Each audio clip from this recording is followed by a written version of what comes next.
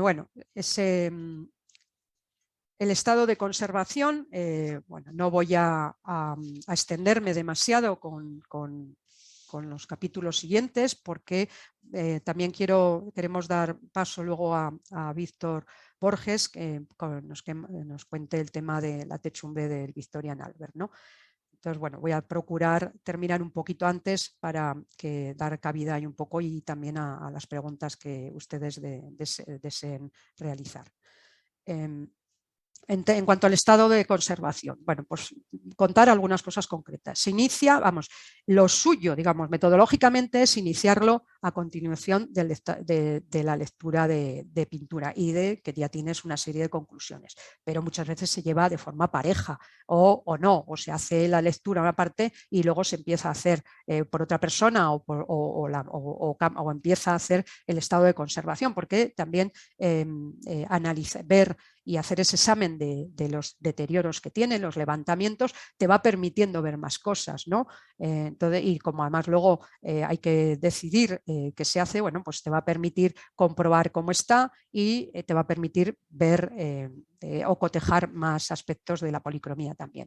El hacer el examen del estado de conservación sobre la pintura mejora la clasificación de deterioros relacionados con las características técnicas y es importante primero haber leído la pintura porque la pintura te está dando información del tipo de alteración o un tipo de alteración asociada a esos materiales o a esas técnicas, aparte de todos los factores ajenos, de cambios de temperatura, humedades, etcétera, todo esto que se suma, ¿no? Pero ese es el sentido de hacerlo después del análisis de la pintura. Facilita la identificación también de factores de alteración asociados a los materiales y, bueno, pues hacerse siempre preguntas que por qué ciertas cosas están alteradas de tal forma, dónde se detecta, o sea, también mapear, eso es un trabajo muy habitual cuando se hace la revisión del estado de conservación, todos los mapas de daños, pero no solamente pues dónde están todos los levantamientos, dónde están todos los repintes que hace falta, sino mapear en función de las técnicas y de los colores, ¿no? Y ver también la extensión de la alteración porque eso nos acota, si no es por un factor externo, nos va a acotar si está remitido cierta alteración a un pigmento concreto o a una mezcla de pigmentos o a una preparación rara o a algo que se haya aplicado encima. O sea, que todos estos factores podemos sumarlos para poder entender. En el caso de silos, aparte de lo que pudimos comprobar de la alteración del azul en las zonas donde tenía más reflejo de la luz, ¿no? Que lo dejaba en grises frente a los azules que se localizaban. Otro detalle que observamos, curioso, interesante, era que había un halo, sobre todo en los cabellos, no en todos los cabellos, pero en algunos cabellos había un halo, que son los que nos llamaron la atención. Luego comprobamos que ese halo estaba en más sitios, pero esto nos llamó la atención y que aunque este cabello no está perdido del todo, la mayoría de esos cabellos que tenían halo o cuando no o aún sin el halo, lo que observábamos es que los cabellos estaban no quedaba nada de ellos y que solo había madera, como aquí, ¿no? Otros cabellos estaban pintados en negro y otros en colminio o anaranjado o más rojizos como estos. Y esos no estaban bien, pero los que estaban también es cierto que sobre azul, aunque este está sobre el azul de índigo, y cuando tenían alguna particularidad. Bueno, pues al final pudimos comprobar cuál era la particularidad que creaba ese halo, que yo nunca había visto, no me había encontrado con casos así, en el que coincidía y por ejemplo en la sirena, aquí ya limpio y demás, se detectaba, bueno, en más partes se detectaba que ese halo correspondía a cuando en el campo que habían pintado o en el borde o acabados había oropimente. Entonces reaccionaba de esta forma, aquí quedaban todavía fragmentos y luego sabíamos, porque habíamos localizado que todos los bordes del lazo para separar de la escena llevan los que les queda, pero que todos llevaban oropimente. Entonces, bueno, pues sumando 2 o 2 y 3 y 3, pues nos daba ese resultado. O que estos elementos tan sencillos así de árboles y de vegetales que también tenían en algún punto, habíamos visto que tenían oropimente, presentaban también el halo. Bueno, pues este tipo de observaciones nos permitía eso. Y aquí, bueno, pues ver cuando están muy degradadas, como el oropimente, o sea, la degradación obviamente iniciada, pues luego se van sumando otros factores y al final llega a dejar la madera a la vista, ¿no? Como se puede ver aquí. E incluso acaba dibujando el sitio concreto donde están esos pigmentos. O, bueno, mostrar un ejemplo como la pintura protege, ese factor de protección, que aunque sea un elemento decorativo y de completar la obra, protege. Está aquí en Silo, donde la pintura está perdida, se ha perdido hace más tiempo, hay meteorización de la madera, está completamente rebajada y muy atacada. Bueno, el tema de clasificar alteraciones, por lo menos intentarlo, es un trabajo obviamente, pero ir haciéndolo poco a poco, con ejemplos que se vean, y en este caso pues también incluso el nivel no es craquelado, sino la rugosidad de esos estratos de las resinas naturales que hay encima de la lámina de metal que hay, comprobar cómo están en cada caso, ¿no? Y por qué en unos sitios están más, si son factores externos o son factores propios de la técnica, aunque siempre se van a sumar factores que van a comprometer su estado, ¿no? Y bueno, pues en este caso, por ejemplo, el tema del aparejo, pues sabemos que, bueno, se ve claramente que estos elementos tienen aparejo, mientras que el resto, salvo algunos de los aliceres, no tienen, ¿no? Ir clasificando este tipo de cosas, primero por comprobándolo en el mismo elemento, en la misma pieza que está pintada, y luego las distintas piezas que tienen la misma técnica para ver por qué en una se comporta de una forma o de otra, que nos da, bueno, pues que pueden ser por factores que son ajenos a la técnica.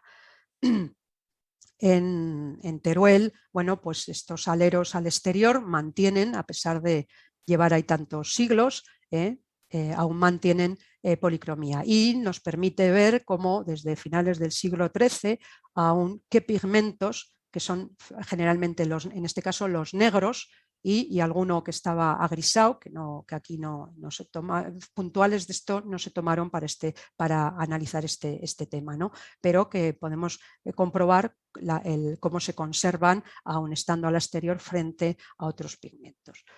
Bueno, como en este caso también, aquí esta escena de los caballeros, el rojo está craquelado, pero en este cuadrado que está mezclado con oropimente, el craquelado aumenta considerablemente en unas revisando en distintos ejemplos, y bueno, pues eso permite también determinar, ¿no? o ordenar o clasificar cómo van comportándose y cómo van alterando en ciertas mezclas, ¿no?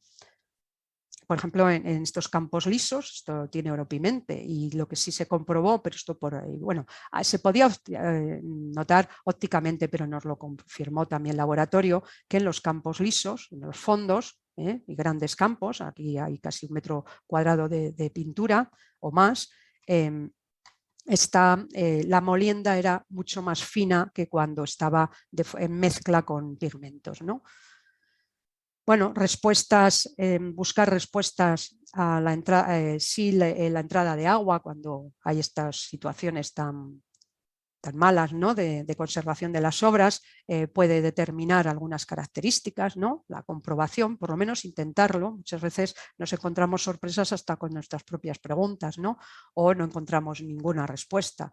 O, por ejemplo, en el caso de también Huesca, aquí el problema de la entrada del agua no era solo por el agua en sí, que obviamente bueno, la causa, sino por la torta de barro o el barro que suele estar encima de las techumbres. Aquí, además de barro, había una inmensidad de escombro de todo tipo, de todos los cambios y reformas y arreglos que le hicieron, y esto llegaba, la alteración no era por la cara de la pintura, aunque obviamente había repintes o había barnices y había suciedad, sino que la alteración provenía de la constante filtración que entraba por arriba, que hacía que el material, la tierra, que era barro, había en algunos sitios, filtraba hasta hasta abajo, hasta la parte de la cara de la pintura, y ahí con eso no se pudo hacer nada, porque era material que estaba manchando completamente. Lo que se pudo es más o menos organizar, ordenar, quitar la suciedad de barnices y de manchas y de polvo,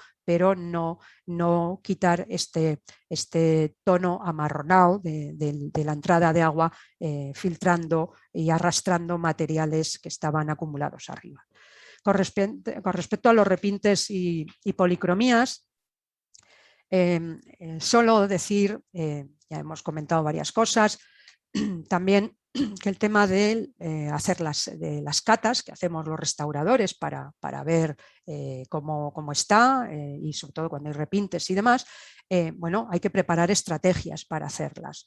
Y bueno, pues puntualmente siempre empezamos para tantear y ver por dónde ir, pero bueno, nosotros ya en Teruel se clasificaron como catas de tanteo, se llamaban así, en las zonas que estaban muy degradadas, que tenían repintes, para ver hasta qué punto lo que quedaba era viable o no era viable. Y entonces, bueno, comprobamos que estos pintores que actuaron en los años 40, pintores y restauradores que actuaron en los años 40 y 50, habían sido bastante respetuosos con la obra. Y entonces solo completaron aquellas partes que estaban muy degradadas o muy alteradas, como había entrado una bomba que destruyó la novena sección. Había zonas que estaban quemadas, ¿no? Estaban churruscadas, digamos, ¿no? La pintura totalmente recogida y muy perdida, ¿no? Entonces, bueno, pues, y en algún caso, este es un repinte completo, aquí es como parcial, ¿no? Es como ensuciando, este es completo, que los pequeños solo quedaba, de algunas catas que se hicieron, solo quedaba ahí algún puntito, aunque había algo más, pero sería una zona así, no era nada más. Es que no habían quedado restos, y entonces sí creaban, a semejanza de rostros que había a cada lado, repetían y completaban eso, pero en general respetaron bastante y más para aquellas épocas. Entonces, una vez realizadas las catas de tanteo, tanto para verificar que hay como para hacer pruebas de limpieza y ver cómo podemos eliminarlas, porque también tenemos que controlar ese tema antes de ponernos a ello. Entonces, unas catas tan pequeñitas, tan minúsculas, que tienen que ser estratégicas, además, no nos permiten saber ni el tiempo siquiera que nos va a llevar eliminarlas, ¿no? Porque bueno, pueden ser muy complejas. Entonces, bueno, hay que realizar lo que llamamos catas de ensayo o de prueba, que son, una vez que hemos hecho toda la lectura de las catas de cómo es la policromía que está debajo, lo que hay que quitar, si cubre todo, qué parte cubre o no, qué colores hay debajo, bueno, todas las cuestiones que estamos hablando. Una vez que hemos hecho estas catas, a partir de esta información es cuando se decide puntualmente si es necesario realizar unas cuantas, ya pocas, simplemente, pero ya además son estratégicas, ya sabemos dónde queremos realizarlas, más grandes, de mayor tamaño, la ventana, que nos permita leer bien la obra. Y con esto, además, en este caso, estas catas se hicieron así porque estaba planteado el tema de si era necesario quitar los repintes de los años 40 o 50. Bueno, pues una vez visto todo esto, se decidió que no se quitaban nada más que aquellos que simplemente se pasaban y tapaban en algunas partes, aparte del original. Entonces solo se retiraron fragmentos, franjas de zonas donde el original estaba entero, pero simplemente se habían pasado de la laguna, pero no las lagunas, ni siquiera en estas, porque al fin y al cabo el repinte estaba siguiendo los bordes, la huella de lo que quedaba. Entonces, ¿para qué vamos a eliminar estos repintes, ya repolicromías? Nosotros lo titulamos como repolicromía porque era así, o recogía lo que había y guardaba la información. Entonces no se retiraron porque nosotros ¿Quién dice, por muy maestros que seamos a la hora de reintegrar y de limpiar y de hacer todo nuestro trabajo, vamos a hacer mejor que esto o merece la pena no solo el trabajo de levantarlo, sino que ese trabajo de levantar un repinte implica un riesgo y una manipulación de todos esos materiales, que al final se van a acabar moviendo fragmentos, que va a requerir a lo mejor hacer un sentado de color, sentar el color más o no, pero por la propia trabajo de levantamiento. Todo esto son tratamientos, cuando los abordamos, muy críticos, muy serios, muy complejos, y que tienen que ser planeados y planteados con mucho rigor previamente. Bueno, pero esto es un ejemplo de estrategias que aplicamos. Simplemente, bueno, esta ya la he mostrado para que se vea cómo con la información y fotografías se coteja a partir de haber contrastado hasta dónde llegan los repintes, el alcance, en qué piezas y qué características. Y bueno, pues la conclusión de esto es el proceso el proceso de revisión y análisis de datos.